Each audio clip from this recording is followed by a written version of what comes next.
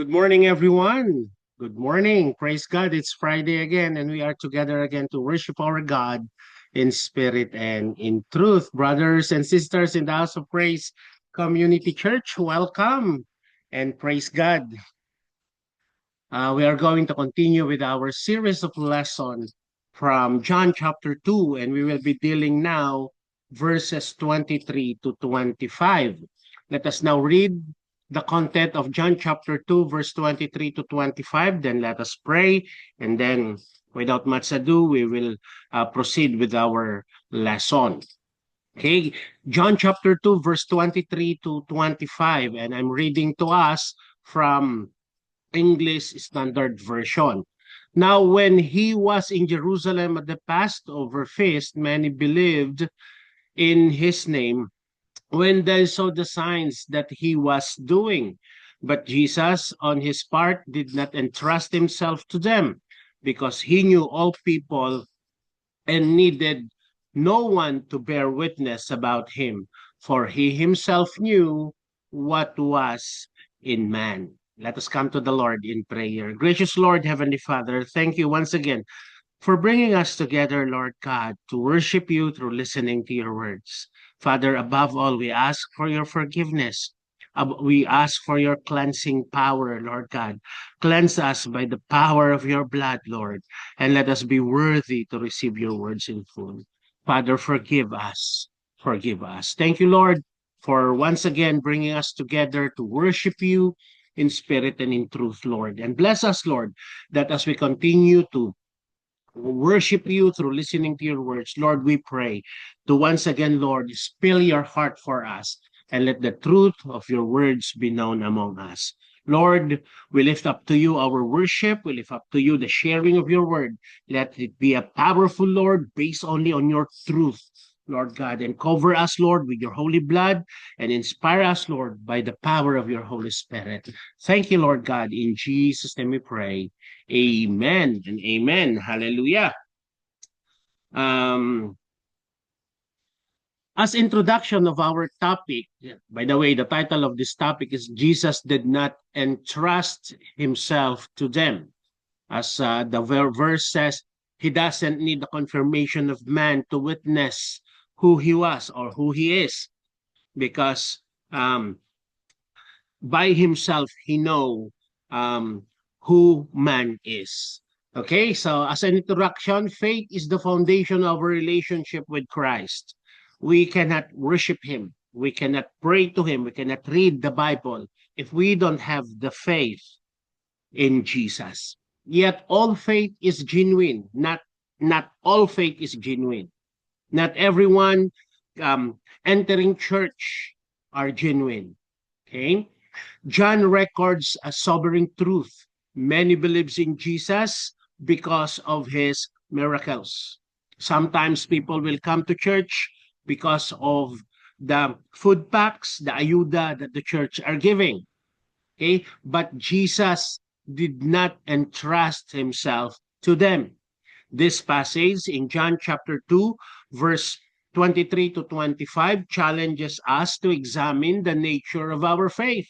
We need to re-examine the nature of our faith, whether it is superficial or saving. So let us now go verse by verse with the exposition message of John chapter 2, verse 23 to 25. Verse 23, many believed in his name when they saw the signs that he was doing. So as an observation, their belief was based on signs. They believe on the miracle being performed by Jesus, not on the person of Christ. Sad to say, many people are like that. They are coming to church. It's because their need is being met, okay, but not the spiritual need that is being met.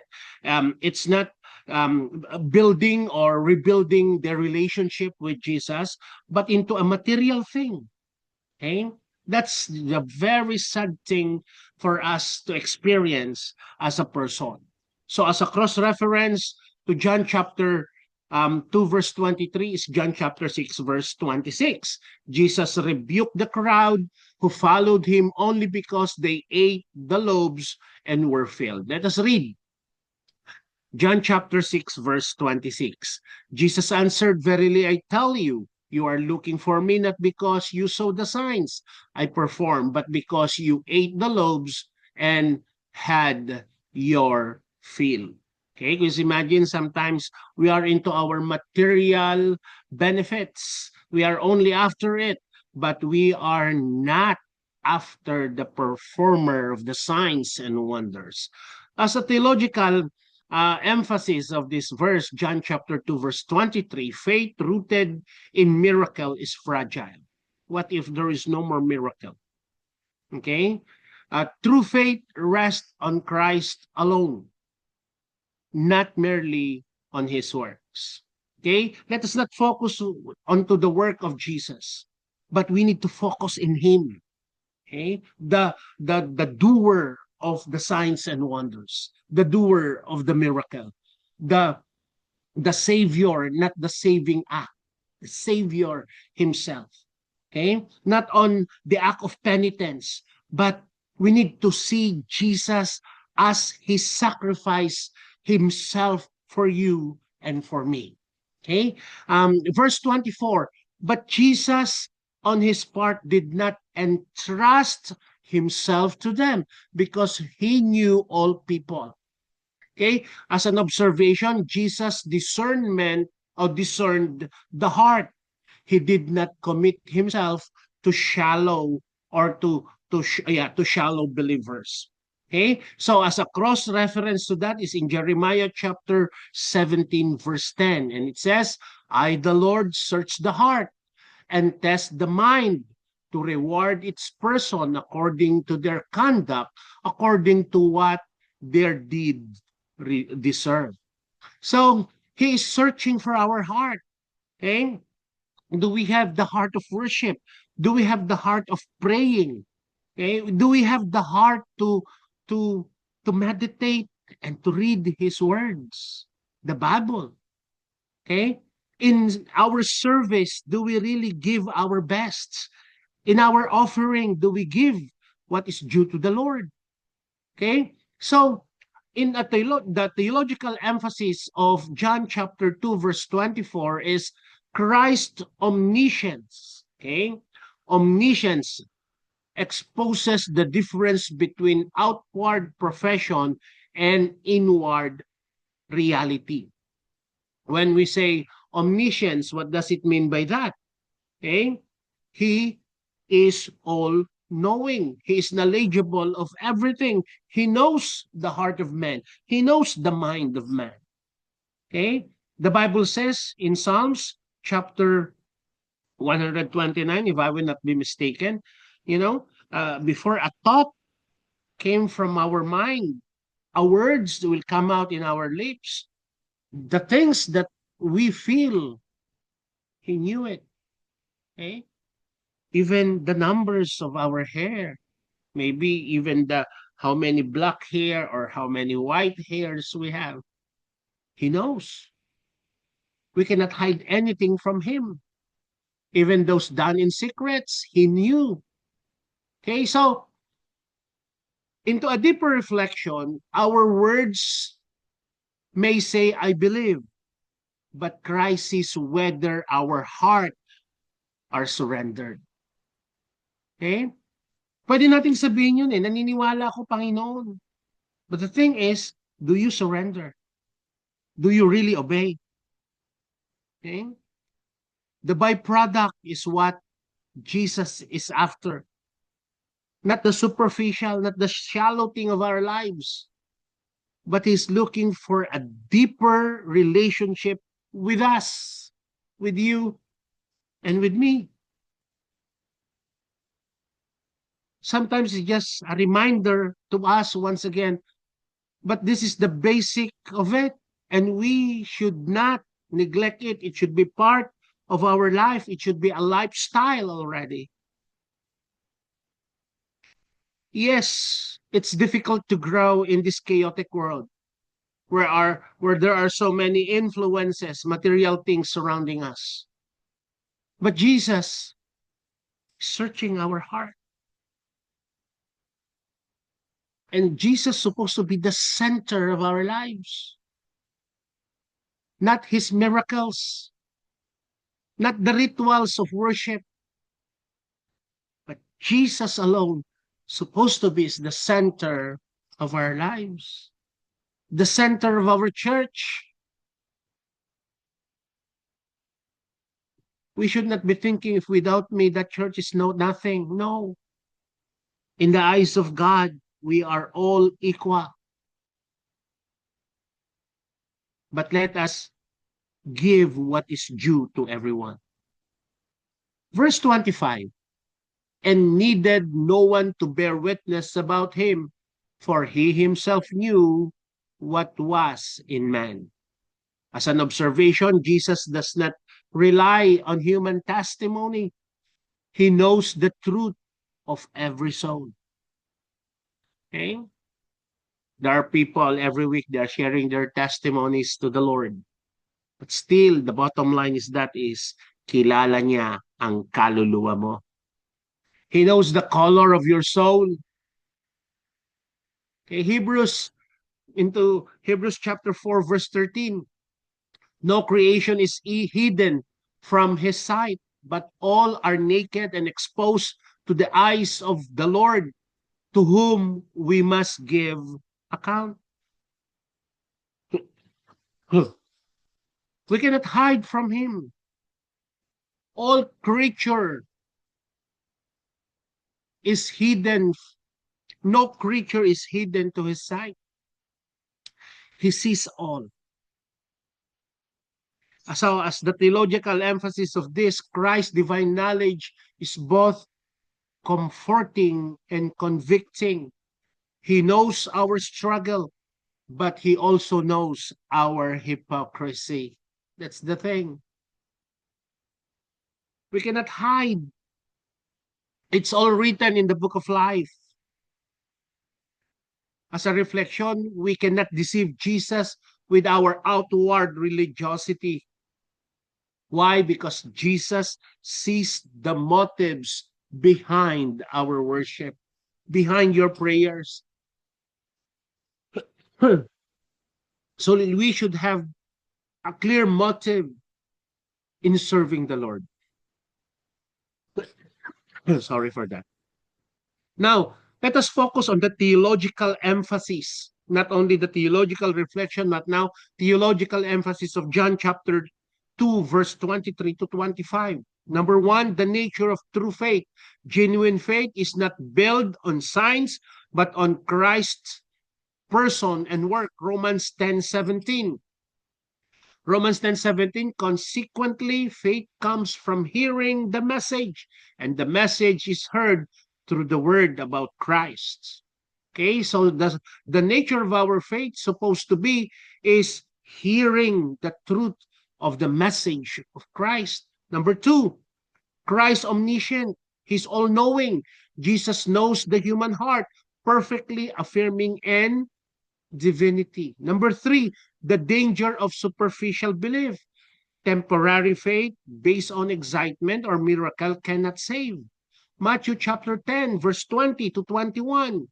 The seed falling on the rocky ground refers to someone who hears the word and at once receive it with joy. But since they have not root, they last only a short time. When trouble or persecution comes because of the word, they quickly fall apart. That's the truth of the matter. And so, if we dig deeper into a biblical reflection, this passage, John chapter 2, verse 23 to 25, warns us against easy belief. Faith that is only emotional and circumstantial will not endure. It calls us to self-examination, as it is written in 2 Corinthians chapter 13, verse 5. We are following Jesus for his blessings or because he is Lord? Let us read 2 Corinthians 13:5. Examine yourselves to see whether you are in the faith.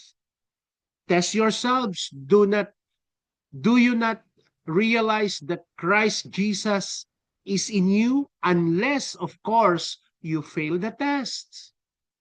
So, it reassures us that Christ knows us fully, our weaknesses, our doubts, our sin, and yet offers grace when we truly surrender. Oh, how great his love for us.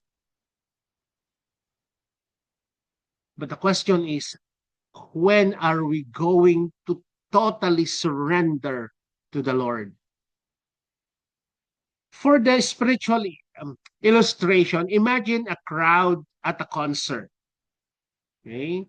Many cheers loudly, but only a few truly know the artist's story, struggle, and message. The rest are there for entertainment.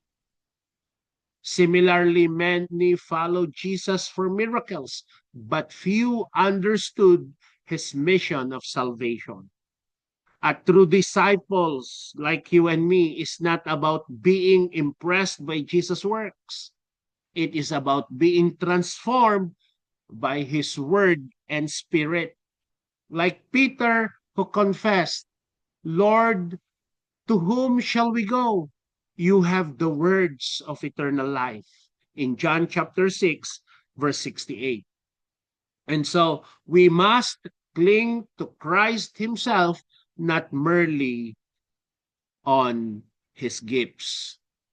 Okay? So in conclusion, John chapter 2, verse 23 to 25 reminds us that Jesus does not entrust himself on shallow faith. So it's a call for us not to be shallow in our faith, but to be deep. We need to deepen our faith. We need to add more on the things that we do in reading the Bible, in meditation, in worship, in serving him, in fasting. God or Jesus seeks the heart that are surrendered, not spectators impressed by the signs. No, we should not be uh, spectators. We should be doers already. We are servers. So let us examine our faith, ensuring it rests not only on miracles or blessing, but it rests on Christ's crucifixion and resurrection. Call to action, my friend. This is now the challenge. Call to action. Seek Christ for he is, not for what he can give. Okay? Seek him for he is, not for the things he can give you. Allow God's word to deepen our faith beyond emotions. Not on emotions, but should be based on the solid truth. And then lastly, trust that Jesus, who knows our heart, also offers grace to transform it. Brothers and sisters in the House of Praise Community Church, we are called to fully trust and entrust in the person of Christ, not unto the signs and miracles he is performing. It's a call for us to grow in our faith. It is a call for you and for me to surrender. Brothers and sisters in the House of Praise Community Church, let us see each other again next week to continue our series of lesson from the book of John. Let us come to the Lord in prayer. Lord God, thank you for the challenges you have given to us today, short as it is. But I know, Lord God, you are touching our hearts. Allow us, Lord God, to not only emotionally attach with you, but with based on truth, rooted on faith, Lord God, we will entrust and surrender in you and in you alone. Father, thank you for the life of my brothers and sisters in the House of Praise Community Church. Continue, Lord God, to rebuild the faith that we have received in you. Thank you, Father. In Jesus' name we pray. Amen and amen. Brothers and sisters in the House of Praise Community Church, we'll see each other again next week. And let us now declare, to God be the glory. Amen and amen. Hallelujah.